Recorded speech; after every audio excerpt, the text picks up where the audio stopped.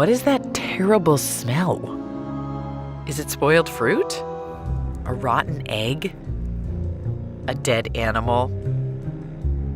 It's actually coming from this cage fungus, which is in the absolute prime of its life. That horrible smell is part of an elaborate hoax to fake its own death. Like most mushrooms, what you see is only a small part of the organism. The vast majority is hidden below the surface in an expansive network of minuscule threads called the mycelium. Cage fungus is saprobic. The mycelium eats dead and rotting wood, digesting the cellulose and returning nutrients to the soil. When the weather is warm and wet and there's plenty of wood around, the mycelium creates an egg, this brain-looking thing that pops up above ground. A white leathery membrane protects the egg as it grows and stretches until it cracks open. The spongy lattice bursts outward.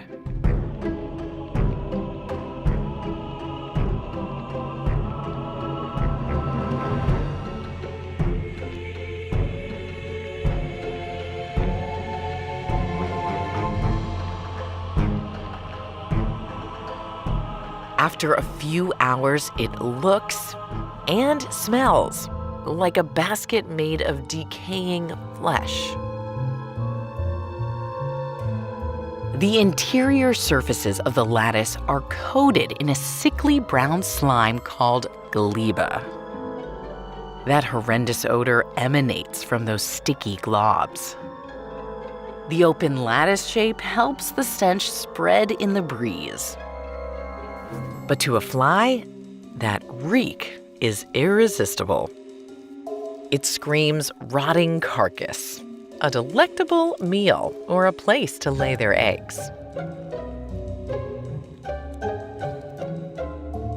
The gaps in the lattice are just the right size for the flies to pop in and out. They traipse around, gobbling up the goo. The flies love it, but what's in it for the fungus? Well, the fungus needs something that the flies have: wings. While many mushrooms spread their spores by releasing them into the wind,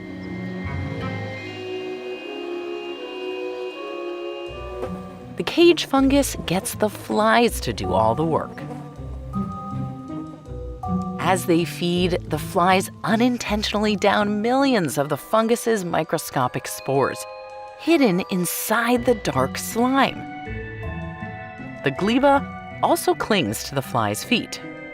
When the flies lift off, they take the spores with them, spreading them far and wide. After about a day, the lattice starts to collapse. Having successfully spread its spores, this is the end of its story. Or is it? When the conditions are right, the fungus will pop up more eggs year after year, continuing its deception for the sake of future generations. Hi, Laura here. If you think flies and fungus make a winning combination, Deep Look's got another episode for you. This killer fungus turns flies into zombies. And a special shout out and thank you to Jessica Ho, whose generous monthly support on Patreon helps make Deep Look possible. If you want to support us on Patreon, there's a link in the description. Thanks.